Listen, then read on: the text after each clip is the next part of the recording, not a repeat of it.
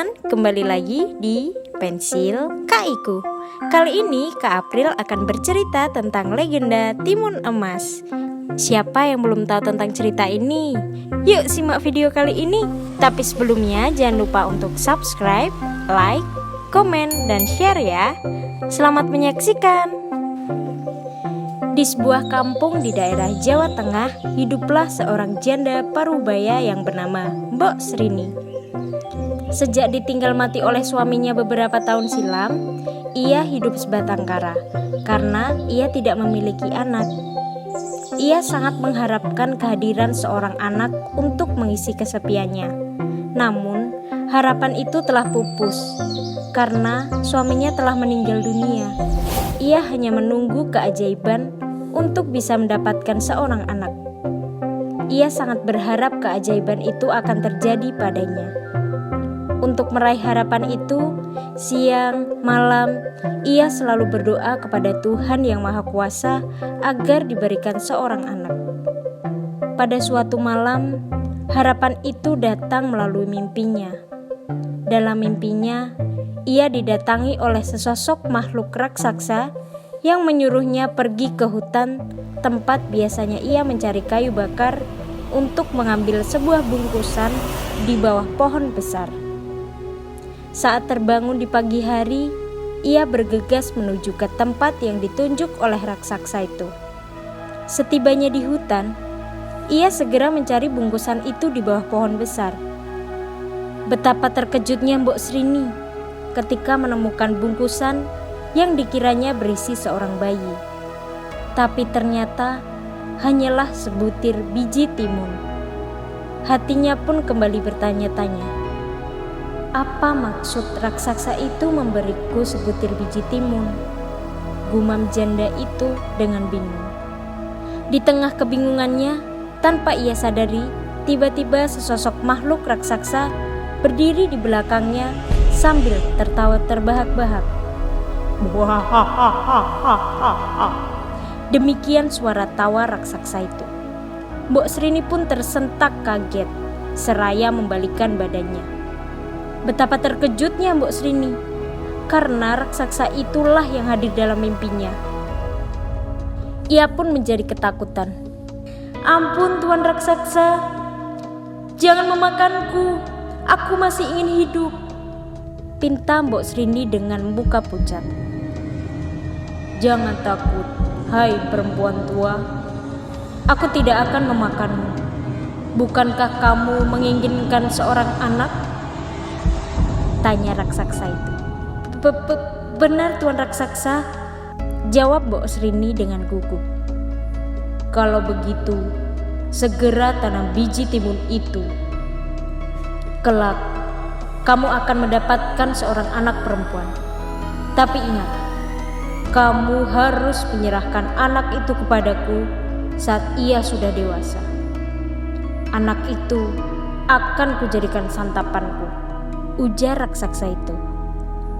Karena begitu besar keinginannya untuk memiliki anak, tanpa sadar Mbok Srini menjawab, baiklah raksasa, aku bersedia menyerahkan anak itu kepadamu. Begitu Mbok Srini selesai menyatakan kesediaannya, raksasa itu pun menghilang. Mbok Srini segera menanam biji timun itu di ladangnya. Dengan penuh harapan, setiap hari ia merawat tanaman itu dengan baik. 2 bulan kemudian, tanaman itu pun mulai berbuah. Namun anehnya, tanaman itu hanya berbuah 1. Semakin hari, buah timun semakin besar, melebihi buah timun pada umumnya. Warnanya pun berbeda, yaitu berwarna kuning keemasan. Ketika buah timun masak, Mbok Srini memetiknya, lalu membawa pulang ke gubuknya dengan susah payah. Karena begitu beratnya, betapa terkejutnya ia membelah buah timun itu. Ia mendapati seorang bayi perempuan yang sangat cantik. Saat akan menggendongnya, bayi itu tiba-tiba menangis. Demikian suara bayi itu. Alangkah bahagianya hati Mbok Srini mendengar suara tangisan bayi yang sudah lama dirindukannya. Ia pun memberi nama bayi itu Timun Emas. Cup cup cup, jangan menangis anakku sayang. Timun Emas, hibur Mbok Srini. Perempuan parubaya itu tak mampu lagi menyembunyikan kebahagiaannya. Perasaan bahagia membuatnya lupa pada janjinya bahwa dia akan menyerahkan bayi Timun Emas kepada raksasa itu suatu saat kelak. Ia merawat dan mendidik Timun Emas dengan penuh kasih sayang hingga tumbuh menjadi gadis yang cantik jelita. Mbok Srini sangat bangga karena selain cantik, putrinya juga memiliki kecerdasan yang luar biasa dan perangai yang baik. Oleh karena itu, ia sangat sayang kepadanya. Suatu malam, Mbok Srini kembali bermimpi didatangi oleh raksasa itu dan berpesan kepadanya bahwa seminggu lagi ia akan datang menjemput Timun Emas. Sejak itu, ia selalu duduk termenung seorang diri. Hatinya sedih karena ia akan berpisah dengan anak yang sangat disayanginya itu. Ia baru menyadari bahwa raksasa itu ternyata jahat karena Timun Emas akan dijadikan santapannya. Keesokan harinya, pagi-pagi sekali, Mbok Srini pergi ke gunung untuk menemui pertapa tua. Sesampainya di sana, ia langsung menemui pertapa itu dan menyampaikan maksud kedatangannya. "Maaf Tuan Pertapa, maksud kedatangan saya kemari ingin meminta bantuan kepada Tuan," kata Mbok Srini. "Apa yang bisa ku bantu, Mbok Srini?" tanya pertapa tua itu. Mbok Srini pun menceritakan masalah yang sedang dihadapi anaknya. Mendengar cerita Mbok Srini, pertapa tua itu pun bersedia membantu.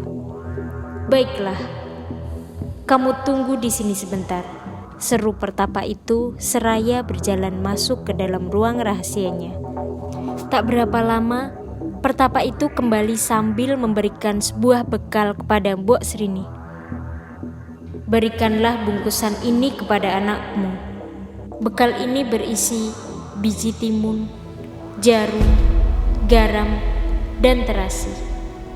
Jika raksasa itu mengejarnya, suruh sebarkan isi bungkusan ini," jelas pertapa tua itu. Setelah mendapat penjelasan itu, Mbok Srini pulang membawa bekal tersebut. Setiba di gubuknya, Mbok Srini menyerahkan keempat bungkusan itu dan menjelaskan tujuannya kepada Timun Emas.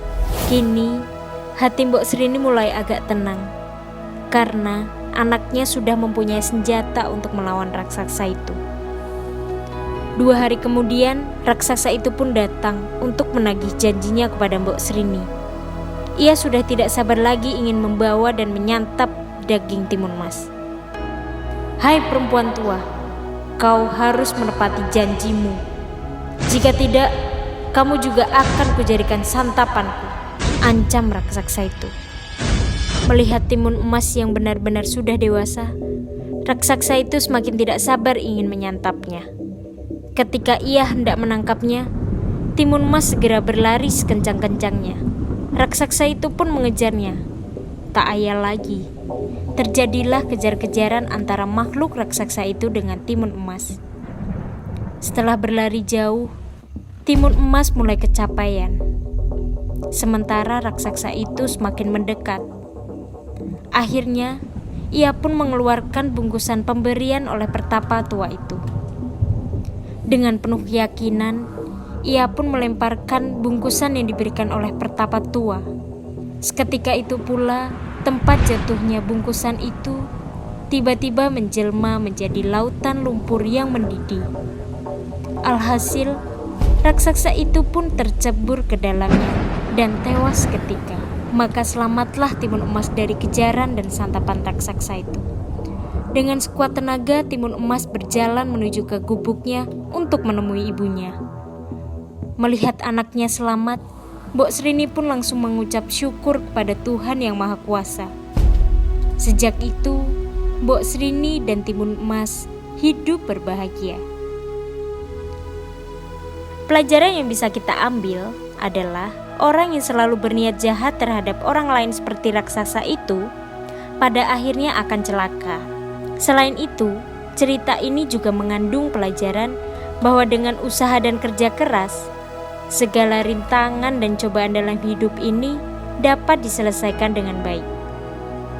Hal itu ditunjukkan oleh Mbok Srini dan Timun Emas. Berkat usaha dan kerja kerasnya, mereka dapat membinasakan raksasa yang jahat yang hendak memangsa Timun Emas. Ya, itu tadi teman-teman, legenda Timun Emas. Jika teman-teman memiliki ide cerita, kalian bisa share di kolom komentar. Tunggu video-video selanjutnya ya. Kak April pamit dulu. Bye.